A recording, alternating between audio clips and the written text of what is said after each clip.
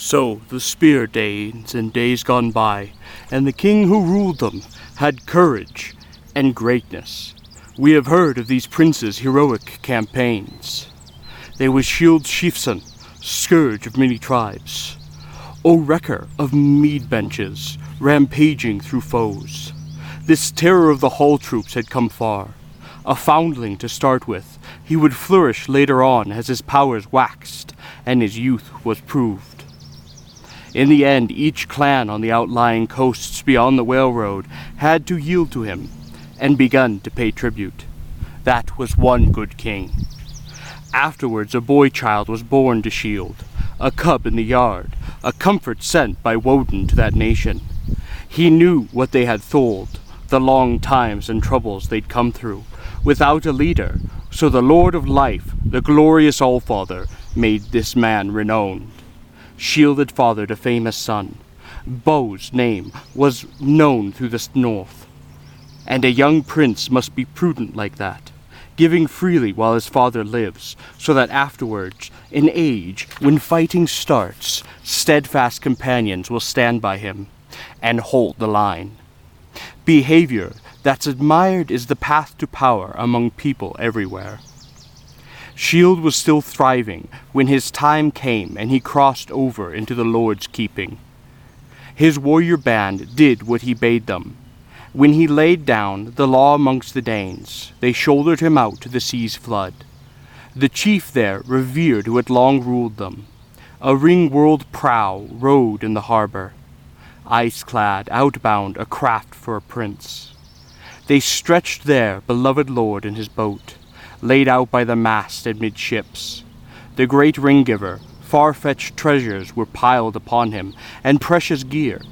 I never heard before of a ship so well furbished, with battle tackle, bladed weapons, and coats of mail. The mast treasure was loaded on top of him. It would travel far out into the ocean's sway. They decked his body no less bountifully with offerings than those first ones did who cast him away when he was a child, and launched him alone out over the waves. And they set a gold standard up, high above his head, and let him drift to wind and tide, bewailing him and mourning their loss. No man can tell, no wise man in hall or weathered veteran knows for certain who salvaged that load. Then it fell to Bear to keep the forts. He was well regarded and ruled the Danes for a long time after his father took leave. Of his life on earth, and then his heir, the great half-Dane held sway. For as long as he lived, their elder and warlord, he was 4 times a father, this fighter prince. One by one they entered the world, Hjögr, Hrothgar, and good Helga, and a daughter I have heard, who was Onella's queen, a balm in bed to the battle-scarred Swede. Their fortunes of war favored Hrothgar.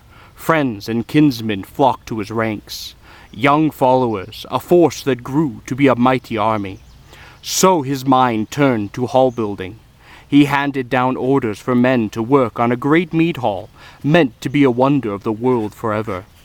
It would be his throne room, and there he would disperse his all-father-given goods to young and old, but not the common land or people's lives. Far and wide through the world I have heard, orders for work to adorn that wallstead were sent to many peoples, and soon it stood there, finished and ready in full view.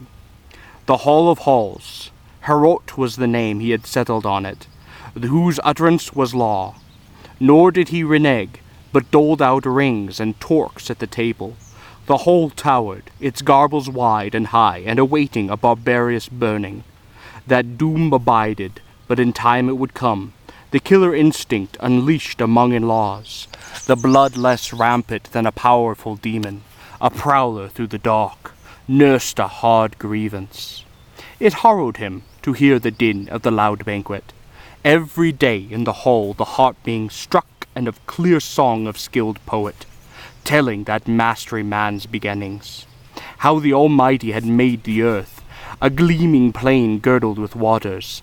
In his splendor he set the sun and the moon to be earth's lamplight, lanterns for men, and filled the broad lap of the world with branches and leaves, and quickened life in every other thing that moved. So times were pleasant for the people there. until finally one, a fiend out of hell, began to work his evil in the world. Grendel was the name of this grim demon, haunting the marches, marauding round the heath of the desolate fens. He had dwelt for a time in misery among the banished monsters, Cain's clan, whom the Creator had outlawed and condemned as outcasts. For the killing of Abel, the eternal White Lord had exacted a price. Cain got no good from committing that murder, because the Almighty made him anathema, and out of the curse of his exile there sprang ogres and elves and evil phantoms, and the giants too, who strove with God, time and again until he gave them their reward. So after nightfall Grendel set out for the lofty house, to see how the ring-danes were settled into after their drink, and there he came upon them, a company of the best asleep from their feasting, insensible to pain and human sorrow. Suddenly then the cursed brute was creating havoc. Greedy and grim, he grabbed 30 men from their resting places and rushed to his lair, flushed up and inflamed from the raid, blundering back with butchered corpses. Then, as dawn brightened and the day broke, Grendel's power of destruction were plain. Their vast was broken. They wept to heaven and mourned under mourning. Their mighty prince, their stoic leader, sat stricken and helpless, humiliated by the loss of his guard, bewildered and stunned, staring aghast at the demon's trail in deep distress. He was numb with grief, but got no respite, for one night later merciless Grendel struck again with more gruesome murders. Malignant by nature, he never showed remorse. It was easy then to meet with a man shifting himself to a safer distance to bed in the bothies, for who could be blind to the evidence of his eyes, the obviousness of the hall watcher's hate? Whoever escaped kept a weathered eye open and moved away. So Grendel ruled in defiance of right, one against all, until the great house in the world stood empty, a deserted wallstead for 12 winters' season of woe. The Lord of the Shielding suffered under his load of sorrow, and so before long the news was known over the whole world. Sad lays were sung about the beset king, the vicious raids and ravages of Grendel, his long and unrelenting feud. Nothing but war, how he would never parley or make peace with any Dane, nor stop his death-dealing, nor pay the death price. No counselor could ever expect fair reparation from those rabid hands.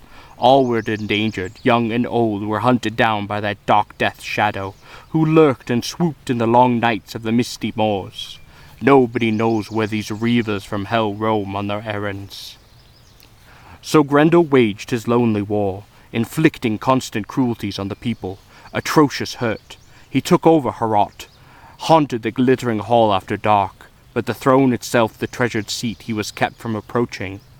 He was this lord's outcast. These were hard times, heartbreaking for the prince of the Shieldlings. Powerful counselors of the highest in the land would lend advice, plotting how best the bold defenders might resist and beat off sudden attacks. Sometimes at pagan shrines they vowed offerings to idols, swore oaths that the killer of souls might come to their aid and save the people. That was their way, their heathenish hope. Deep in the hearts they remembered hell, the almighty judge of good deeds and bad.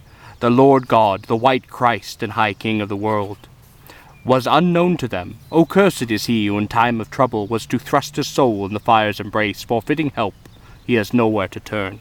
But blessed is he who after death can approach the Lord and find friendship in the All-Father's embrace. So that troubled time continued, woe that never stopped, steady affliction for Halfdane's son, too hard an ordeal.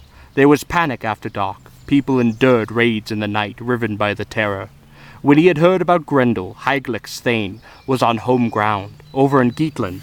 There was no one else like him alive. In his day, he was the mightiest man on earth, high-born and powerful. He ordered a boat that would ply the waves. He announced his plan to sail the Swan's Road and search out that king, the famous prince who needed defenders. Nobody tried to keep him from going. No elder denied him, dear as he was to them. Instead, they expected omens and spurred his ambition to go. Whilst he moved about like the leader he was, enlisting men, the best he could find, with 14 others, the warrior boarded the boat as captain, a canny pilot along coast and currents. Time went by. The boat was on water and close under the cliffs. Men climbed eagerly up the gangplank. Sand churned in surf. Warriors loaded a cargo of weapons, shining war gear in the vessel's hold, then heaved out, away with the will in the wood-weathered ship, over the waves with the wind behind her and the foam at her neck. She flew like a bird until her curved prow had covered the distance, and on the following day at the due hour those seafarers sighted land, sunset cliffs, sheer crags, and looming headlands. The landfall they sought. It was the end of their voyage, and the Geats vaulted over the side out onto the sand, and moored their ship. There was a clash of mail and a thresh of gear. They thanked the All-Father for that easy crossing on a calm sea. When the watchman on the wall, the shielding's lookout, whose job it was to guard the sea cliffs, saw shields glittering on the gangplank and battle equipment being unloaded, he had to find out who and what the arrivals were, so he rode to the shore, this horseman of Hrothgar's, and challenged them in formal terms, flourishing his spear. "What kind of men are you, who arrive rigged out for combat in coats of mail, sailing here over the sea lanes in your steep-hulled boat? I have been stationed as lookout on this coast for a long time. My job is to watch the waves for raiders, any danger to the Danish shore. Never before has a force under arms disembarked so openly, not bothering to ask if the sentries allowed them safe passage or the clan had consented. Nor have I seen a mightier man on this earth. And on those standing here, unless I am mistaken, he is truly noble. There is no mere hanger-on in a hero's armor. So now, before you fare and land as interlopers, I have to be informed about who you are and where you hail from, outside from the water. Across, I say it again, and sooner you tell where you came from and why, the better." The leader of the troop unlocked his word hoard. The distinguished one delivered his answer. "We belong by birth to the great people, and owe allegiance to Lord Hygelac. In his day my father was a famous man, a noble warrior lord named Ichthu. He outlasted many a long winter and went on his way. All over the world men wise in council continue to remember him. We come in good faith to find your lord and nation's shield, the son of Halfdane. Give us the right advice and direction. We have arrived here on a great errand to the Lord of the Danes, and I believe therefore there should be nothing hidden or withheld between us. So tell us if what we have heard is true, about this threat, whatever it is, this danger aboard in the dark nights, this corpse-maker mongering death in the shieldlings' country. I come to proffer my wholehearted help and counsel. I can show the wise Hrothgar a way to defeat his enemy and find respite, if any respite is to reach him ever. I can calm the turmoil and terror in his mind. Otherwise, he must endure woes and live with a grief for us as long as his hull stands at the horizon on its high ground." Undaunted, sitting astride his horse, the coast guard answered, "Anyone with gumption and a sharp mind will take the measure of two things, what's said and what's done. I believe what you have told me, that you are a troop loyal to our king. So come ahead with your arms and your gear, and I will guide you. What's more, I will order my own comrades on their word of honor to watch your boat down there on the strand. Keep her safe in her fresh tar, until the time comes for her curved bow to preen on the waves and bear this hero back to Geatland. May one so valiant and venturesome come unharmed through the clash of battle." So they went on their way. The ship rode the water, broad-beamed, bound by its hacer, and anchored fast. Boar shapes flashed above their cheek guards, the brightly forged work of goldsmiths, watching over these stern-faced men. They marched in step, hurrying on till the timbered hull rose before them, radiant with gold. Nobody on earth knew of another building like it. Majesty lodged there. Its light shone over many lands, so their gallant escort guided them to the dazzling stronghold and indicated the shortest way to it. Then the noble warrior wheeled on his horse and spoke these words. "It is time for me to go. May the All-Father keep you in his kindness. Watch over your exploits. I'm away to the sea, back on alert against enemy raiders." It was a paved track, a path that kept them in marching order. Their mail shirts glinted hard and hard-linked.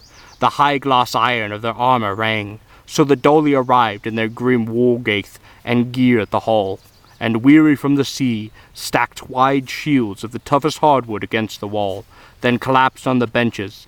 Battle dress and weapons clashed. They collected their spears and a seafarer's stook, a stand of greyish tapering ash, and the troops themselves were as good as their weapons.